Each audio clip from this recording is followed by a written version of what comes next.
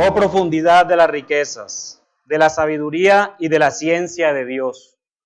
Cuán insondables son sus juicios e inescrutables sus caminos.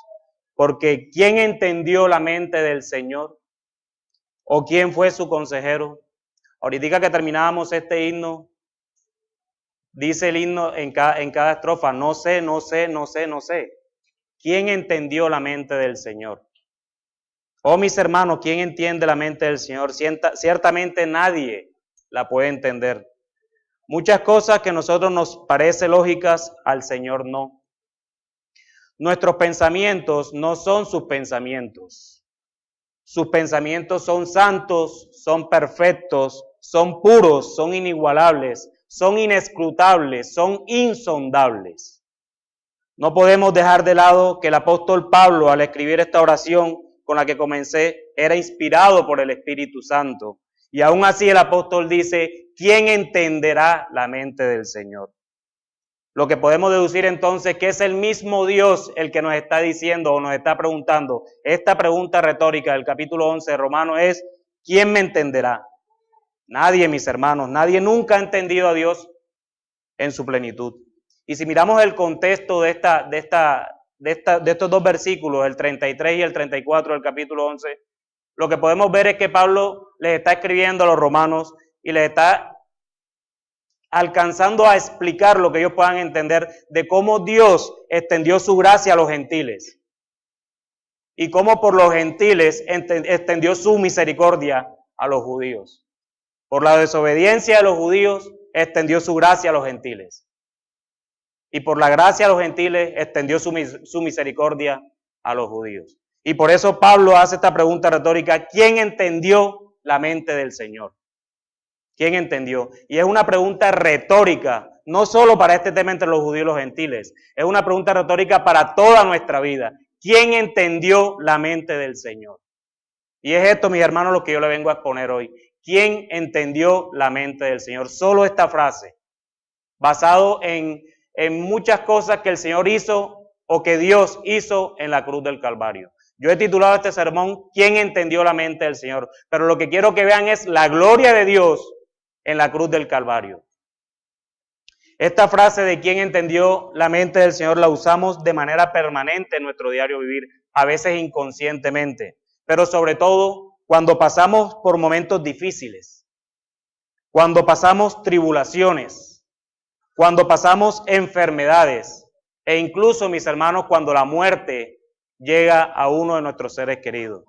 Nosotros en nuestra limitación, gracias a nuestro pecado, en nuestra sabiduría, solo nos queda regocijarnos y fortalecernos en quién entendió la mente del Señor. ¿Quién la entendió? Pero lamentablemente, lo increíble de todo esto es que por lo general utilizamos esta frase siempre en manera negativa para nosotros. De cierto, nunca dejamos de ser egoístas. De cierto, nunca dejamos de pensar en nosotros mismos, aún en nuestro dolor, y sabiendo que esta frase es la que nos puede a nosotros dar consuelo al final de toda circunstancia. ¿Quién entendió la mente del Señor? Pero nunca pensamos, o la mayoría de veces nunca pensamos, en quién entendió la mente del Señor, mostrando toda su gloria en la cruz del Calvario. ¿Quién entendió la mente del Señor, mostrando toda su ira a su Hijo en la cruz? ¿Quién entendió la mente del Señor allí? Siempre pensamos es de manera hacia nosotros. Sí, y es verdad. ¿Quién entendió la mente del Señor cuando sufrimos? ¿Quién entiende la mente del Señor cuando pasamos problemas? Y eso es cierto. Pero primeramente es quién entendió al Señor cuando bajó de los cielos, desde la eternidad, vivió como tú tenías que vivir y murió como tú y yo merecíamos morir. Y aún así fue voluntariamente a la cruz. Y ahora yo te pregunto, ¿quién entendió la mente de Dios allí? Siempre lo hacemos de manera negativa hacia nosotros, pero nunca lo pensamos de manera negativa hacia nuestro Señor Jesucristo. Mis hermanos, hoy, último día del año, qué mejor que terminarlo mirando la manifestación de la gloria de Dios en la cruz del Calvario. Qué mejor manera que terminar el año preguntándonos quién entendió la mente del Señor en la cruz del Calvario. ¿Quién, mis hermanos? ¿Quién? Solo Él se ha entendido. Solo Él ha manifestado su gloria en la cruz de una manera que para nosotros es incomprensible, de una manera que es inescrutable, de una manera que es totalmente insondable. Mientras que miles de púlpitos en estos mismos momentos están negociando con esa cruz del Calvario, haciendo campañas de sanidad, haciendo campañas de prosperidad. Y créame, no lo digo por burla, lo digo con un dolor en el alma por estar negociando con esa cruz del Calvario. Aún así, yo les propongo mi propia campaña a ustedes, mis hermanos, y fue con la que el pastor Alexander comenzó el servicio. Tomen su cruz y sigámosle al Señor. Esa es la campaña que nosotros tenemos que hacer. No campaña de prosperidad, libertad financiera, nada de eso. Tenemos que tomar nuestra propia cruz y seguir a Cristo. Esa es la campaña que no solo debemos vivir, sino que es la misma que tenemos que predicarle al pueblo. Hay muchas almas que aún no conocen del Señor. Y si tú estás aquí hoy, amigo, y no conoces del Señor, esa es mi campaña para ti. Lamento defraudarte, no mostrándote una campaña para tu propio ego. Lamento defraudarte en eso. Yo necesito es decirte, toma tu cruz y síguela al Señor. Eso es lo que yo necesito. Porque en esa cruz de Cristo se puso de manifiesto muchas cosas.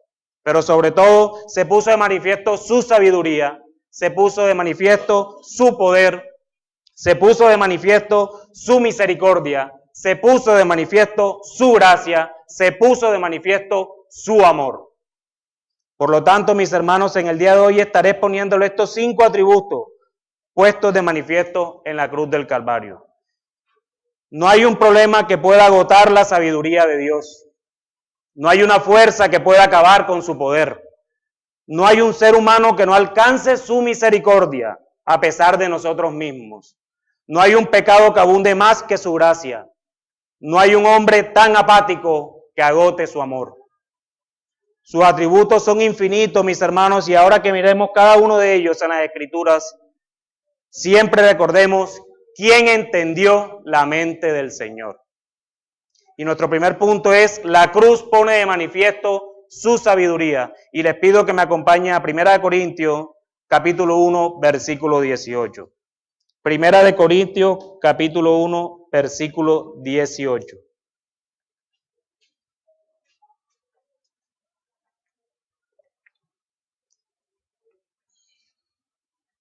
Primera carta a los Corintios. Dice así la palabra de Dios. Porque la palabra de la cruz es locura a los que se pierden, pero a los que se salvan, esto es a nosotros, es poder de Dios. Ninguno de nosotros, mis hermanos, ni Satanás hubiese podido concebir un plan de salvación a través de crucificar a Dios mismo. Ninguno. La predicación de la cruz es algo tan contrasentido para el hombre natural que él la llega a considerar como una necedad, como una locura. Pablo le llama locura a la palabra de la cruz. Sin embargo, a través de la locura de la predicación, Dios ha decidido salvar al ser humano. El hombre natural lo escucha y piensa que es una necedad. Y es a través de esa necedad por medio de la cual Dios salva al hombre. Eso requiere mucha sabiduría y nosotros no la alcanzamos. 1 Corintios 1:25 dice, porque lo insensato de Dios es más sabio que los hombres. Ahí cualquier ateo o cualquier persona en contra del evangelio podría decir, viste que tu Dios también es insensato. Porque lo insensato de Dios, no, mis hermanos. Ahí lo que Pablo está escribiendo, inspirado por el Espíritu Santo, es que nuestra sabiduría jamás alcanzará la sabiduría de Dios. Que aún si Dios fuera insensato, es más sabio que nosotros mismos. Aquello que el ser humano considera una locura o una necedad, contiene más sabiduría que toda la sabiduría humana de todos los tiempos combinada. Esto está desplegado en la cruz y en la predicación de la cruz. Pablo enfoca aquí en la revelación total, se enfoca aquí en la revelación total de Dios. En particular, el evangelio en toda su plenitud, que se centra en la encarnación y crucifixión de Cristo. La totalidad del plan y la provisión de Dios para la redención de los pecadores, que es el tema de todas las Escrituras. Yo quiero que meditemos un momento en esto, mis hermanos. Agrupemos a todos los hombres y mujeres de la historia Hombres como Abraham, como Moisés, como David, como Salomón, como Isaías, como Ezequiel, Miqueas, Pablo, Pedro. Tomen a Mateo, a Juan, a los otros apóstoles. Tomen a Tito, a Timoteo. Vengámonos más acá. Cojamos a Agustín. Tomemos a Calvino y tomemos a Lutero. Y aquel que gusta de Zwinglio, tomemos a Zwinglio, si quieren. Tomemos todos los pastores de aquí de esta iglesia, ustedes, mis hermanos miembros, y aún los que no son miembros. Tomemos y juntemos toda la sabiduría entre nosotros y jamás llegamos a la mínima parte de la sabiduría de Dios. Jamás. Para los llamados, mis hermanos, para sus hijos, para ti que estás en esta iglesia y te dices creyente, el mensaje de la cruz es la mayor demostración de sabiduría de Dios. Pero lastimosamente para los incrédulos, este mismo mensaje es ilógico e irrelevante. Un mismo mensaje con dos efectos diferentes.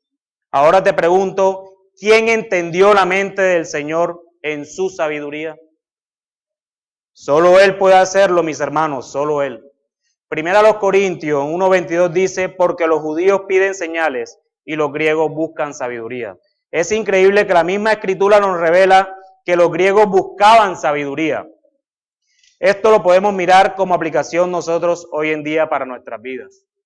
Mis hermanos, nuestra sabiduría está afectada por el pecado. Muchas veces creemos que lo sabemos todo, que para todo tenemos respuesta, y cuando vamos a la realidad queda al descubierto nuestra limitación.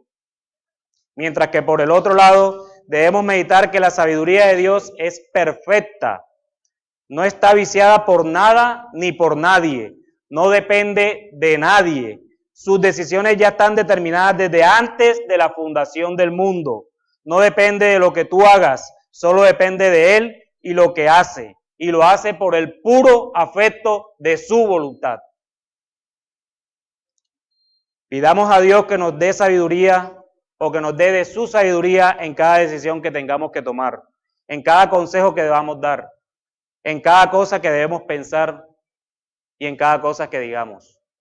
Pero en la cruz del Calvario no solo se ve manifestada su sabiduría, también la cruz pone de manifiesto su poder, y es nuestro segundo punto. Quiero que me acompañen a Colosenses 2:15. Colosenses 2:15.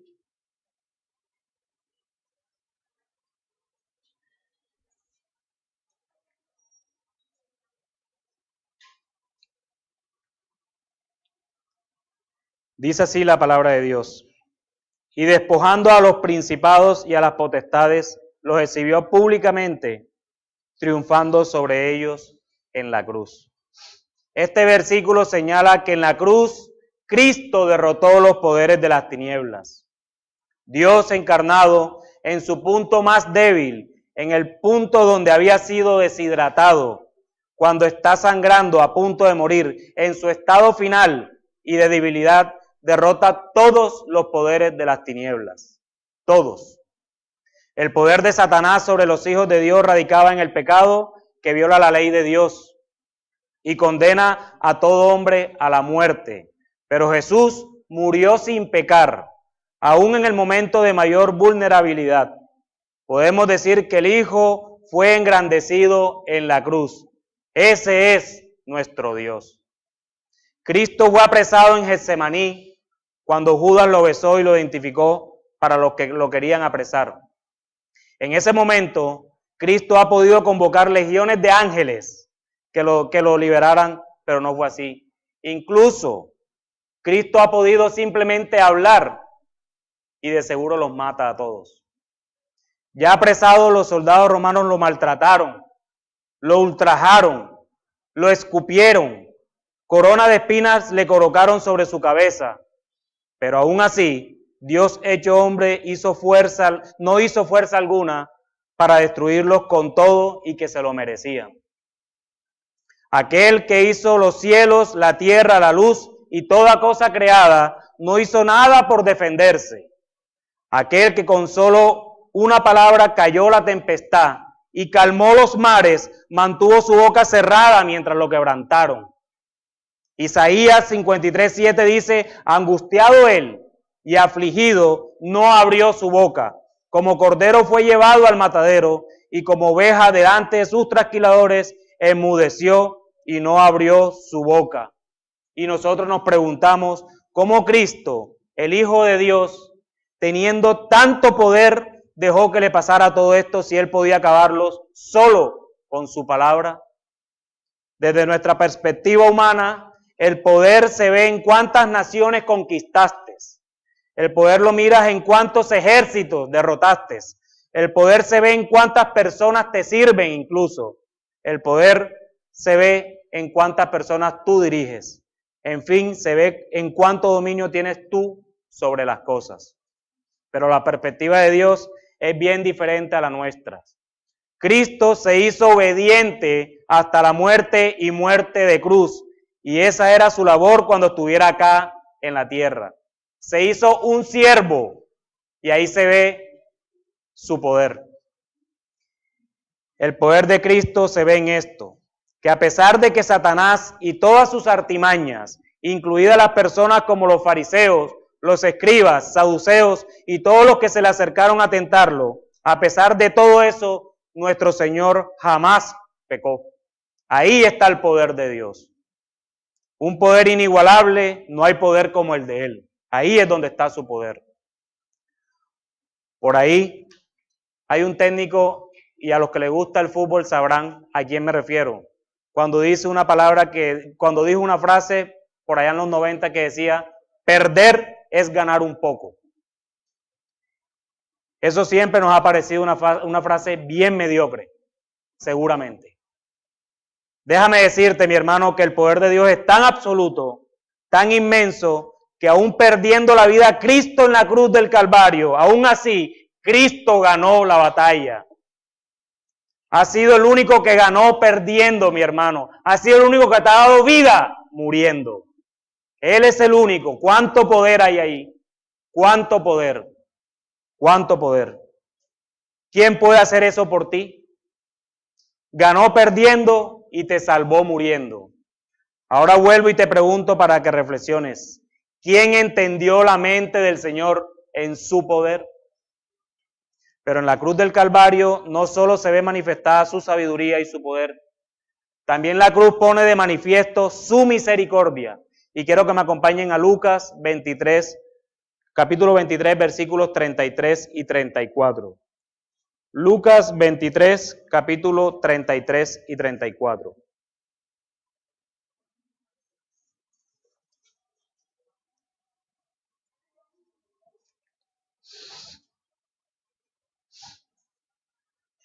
Dice así la palabra de Dios. Y cuando llegaron al lugar llamado de la Calavera, le crucificaron allí y a los malhechores, uno a la derecha y otro a la izquierda. Y Jesús decía, Padre, perdónalos porque no saben lo que hacen.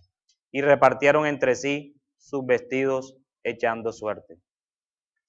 Desde su arresto hasta la cruz, Jesús fue abandonado por sus propios discípulos.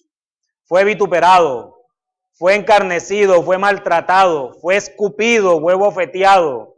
Ya no podía ni con su propia cruz, que necesitó la ayuda de Simón de Cirene. Fue crucificado, se burlaban de él. Repartieron sus vestiduras para que se cumpliese la escritura. Hubo un complot en contra de nuestro Señor. Fue un camino bastante duro para nuestro Señor, bastante humillante hasta lo sumo. Quizás ningún hombre lo podría soportar y nadie de nosotros ha sido humillado de tal manera. Pero aún así, de la boca de nuestro Señor solo salió, Padre, perdónalos porque no saben lo que hacen. Padre, perdónalos porque no saben lo que hacen. En un sentido, ellos sí sabían lo que estaban haciendo. Ellos estaban crucificando a este hombre que acusaban de hacerse pasar por Dios. En otro sentido, no sabían la dimensión de la gravedad de lo que hacían. Porque si lo hubiesen sabido, no lo habrían hecho. Creería yo que hasta el centurión al final se dio cuenta cuando dijo, verdaderamente, este es el Hijo de Dios. De manera que cuando Dios sufre el mayor insulto que la divinidad podría sufrir, Cristo nuestro Señor despliega toda su misericordia y decide perdonar a quienes lo escupieron y quienes lo traspasaron. ¡Cuánta misericordia de nuestro Señor, mis hermanos! ¡Cuánta misericordia! Este es uno de los atributos comunicables de Dios hacia nosotros, la misericordia. A Dios, por el puro afecto de su voluntad, le plació colocar en nuestros corazones redimidos tener misericordia. Pero ¿qué tan lejos estamos de nuestro Maestro? ¿Qué tan lejos estamos de tener misericordia por nuestro prójimo, como Cristo la tuvo? Y que esto sirva de aplicación para nuestras vidas, mis hermanos. Cuando nos sintamos humillados por alguien, llámese en personas que no son creyentes, y es entendible cuando no conocen el contexto cristiano. Pero aún más, llámense cuando sean hermanos en la fe. Cuando ellos te humillen, mis hermanos, solo piensa en las palabras del autor de Hebreos. Puesto los ojos en Jesús, el autor y consumador de la fe. ¿Y por qué nuestro Señor? Porque fue el único que ha perdonado sabiendo que no lo merecíamos. Pero su misericordia es mucho más grande que el mar, es mucho más grande que nuestro propio pecado. Su misericordia es más profunda que el abismo que nosotros mismos provocamos a causa de nuestra transgresión. Hermano, cuando tú creas que eres muy misericordioso, mira a nuestro Señor Jesucristo y verás que no has perdonado lo suficiente. Y yo insisto y te pregunto, ¿quién entendió la mente del Señor en su misericordia? Pero en la cruz del Calvario no solo se ve manifestada su sabiduría, su poder y su misericordia. La cruz pone de manifiesto también su gracia. Y quiero que me acompañen a Romanos 3, versículos 24 y 25. Romanos 3, versículos 24 y 25.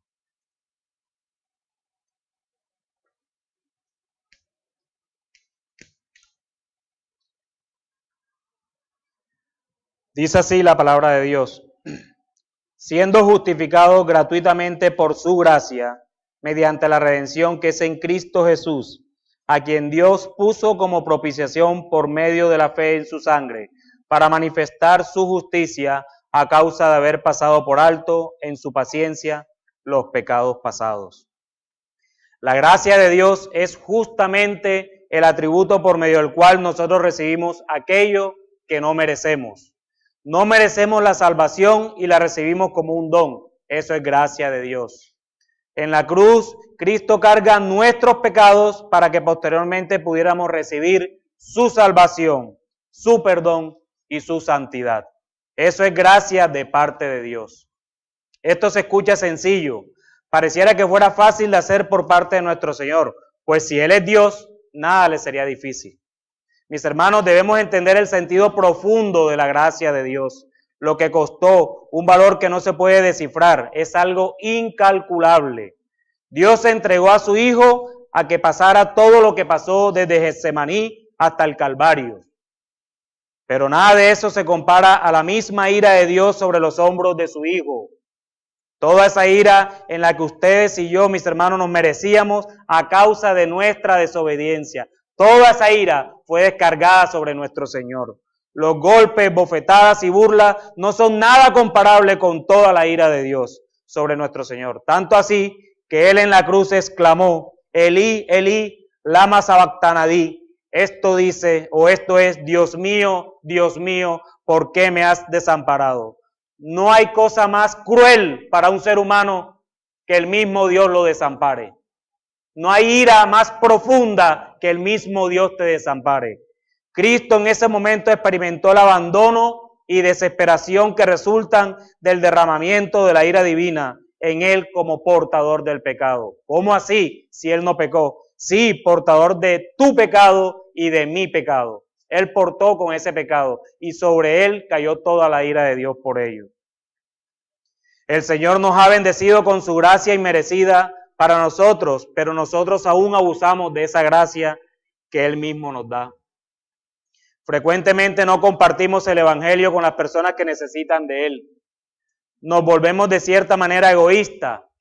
Y sí, mis hermanos, Yo sé que el Señor es quien elija a los suyos, y ellos llegarán, prediquemos o no, porque Dios no nos necesita para nada. Pero sí me queda una duda, ¿y dónde están los frutos de tu conversión? Debemos dar por gracia lo que por gracia hemos recibido. Si hemos recibido el Evangelio, debemos predicar el Evangelio también. La salvación de los hombres depende única y exclusivamente de Dios, pero el medio es la locura de la predicación y es allí donde entramos nosotros como creyentes. Sabemos que la salvación es limitada, no todos serán salvos, pero para nosotros es y seguirá siendo un misterio de quiénes son los escogidos. Es indeterminada para nosotros, limitada para Dios, indeterminada para nosotros. Entonces lo que debemos hacer es predicar el Evangelio y que esto nos sirva de aplicación, mis hermanos. No dejemos de predicar. Prediquemos a Cristo, prediquemos de esa gracia de la cual disfrutamos solo por el sacrificio en la cruz. Y quiero reiterarte la pregunta que he venido planteando desde el inicio. ¿Quién entendió la mente del Señor en su gracia? Cristo tuvo que ser condenado en el tribunal de los hombres, siendo inocente, para que nosotros, los salvados por su gracia, siendo culpables, pudiéramos ser absueltos en el tribunal de Dios. Oh, bendita gracia de Dios, bendita gracia. Pero en la cruz del Calvario no solo se ve manifestada su sabiduría, su poder, su misericordia y su gracia, sino que también la cruz pone de manifiesto su amor, y este es mi último punto. Acompáñenme a Primera de Juan, capítulo 4, versículo 10. Primera de Juan, capítulo 4, versículo 10.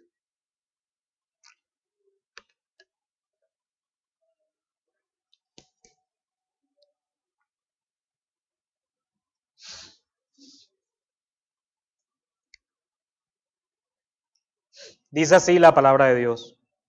En esto consiste el amor, no en que nosotros hayamos amado a Dios, sino en que Él nos amó a nosotros y envió a su Hijo en propiciación por nuestros pecados. Ninguno de nosotros amó a Dios primero, ninguno.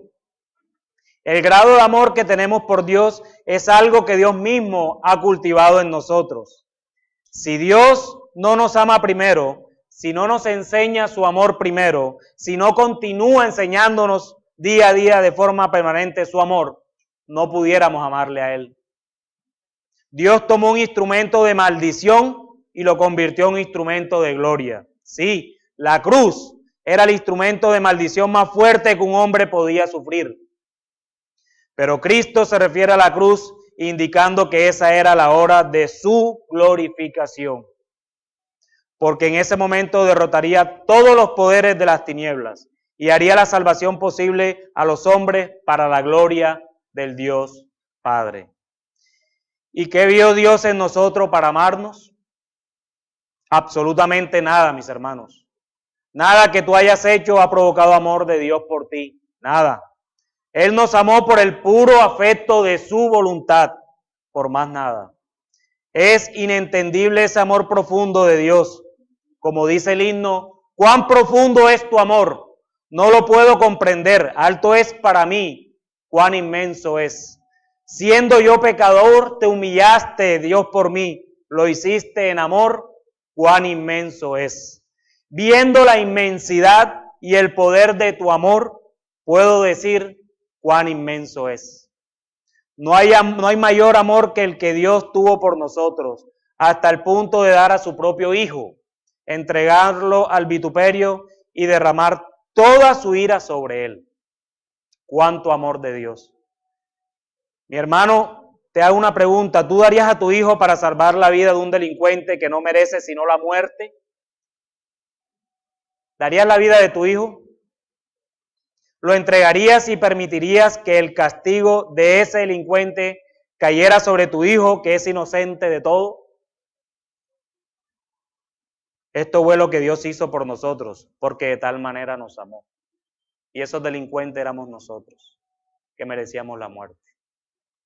¡Cuánto amor de Dios por nosotros! Y muchas veces le pagamos colocando personas o cosas por encima de Él. Muchas veces preferimos hacer cosas temporales antes de venir los domingos a adorarle. Y nos llenamos de excusas con tal de quedar bien delante de los hombres. Sin pensar, sin ni siquiera pensar que aquello que tú le estás diciendo a tu hermano por no venir, Dios sabe si es verdad o es mentira. ¿Por qué? Porque estamos delante de un Dios que es santo, santo, santo. Y delante de Él, en aquel día, incluso nosotros sus hijos, nos juzgará por cada una de las obras que haremos. Siempre hablamos del juicio hacia afuera y no miramos del juicio hacia adentro, porque el Señor nos juzgará. No te estoy diciendo que te condenará, porque si tú fuiste escogido, Él jamás te soltará de su mano. Pero ciertamente te juzgará por cada una de las obras que tú hagas, cada uno de los pensamientos que tú tengas, cada una de las palabras que tú digas. Y ahí también se ve manifestado el amor de Dios por nosotros. Que a pesar de nosotros mismos, Él aún nos sostiene para vida eterna. Porque si la salvación dependiera de nosotros, ciertamente esto ardería en llamas. Y ahora yo te pregunto, ¿quién entendió la mente del Señor mostrándonos su amor? Hemos visto cómo Dios ha mostrado su gloria en la cruz del Calvario, manifestándose con su sabiduría, con su poder, con su misericordia, con su gracia y con su amor. Alabemos a nuestro Señor Jesucristo con nuestras almas, porque nuestras almas le pertenecen. Alabemos a Dios que nos ha mostrado en esa cruz sus atributos a plenitud. Alabemos a su Santo Espíritu, que es quien nos ilumina para entender toda esta verdad. Alabemos a nuestro Dios Trino, alabémosle. Cuando meditemos en esta pregunta de Romanos, no lo hagamos solamente de manera negativa, que es cuando nos pasan cosas que no nos agradan, sino más bien pensemos en la manera negativa que lo vivió nuestro Señor Jesucristo, que lo asumió voluntariamente desde la eternidad y que además tuvo consecuencias positivas para ti y para mí. Ya para cerrar este sermón, quiero acercarme a ti, amigo, si estás en este lugar y no conoces de Cristo, o si siempre creíste conocerlo y hasta ahora te das cuenta que no le conoces, o si providencialmente ves este video en cualquier lugar, déjame decirte algo, amigo. El Evangelio no se trata de ti. El 2018 no se trata de ti, ni el 2019. Si eso es lo que te han enseñado toda tu vida, lamento profundamente defraudarte, pero yo no le puedo hacer daño a tu alma. El Evangelio, el 2018, el 2019 y todos los años y todos los días que Dios permita en tu calendario, se tratan de Cristo mismo, de más nadie, solo de Cristo, porque por Él y de Él son todas las cosas. Y es por Él que estamos aquí también. Y es por Él que providencialmente tú estás escuchando este mensaje. Es por Él, no es por ti. Sí, tienes tus problemas, todos los tenemos. ¿Y quién dijo que no los íbamos a tener? Pero no son tus problemas el motivo por el cual tú debes venir a Cristo. Tú debes venir a Cristo porque Él es digno de ser adorado. Él es digno de ser alabado.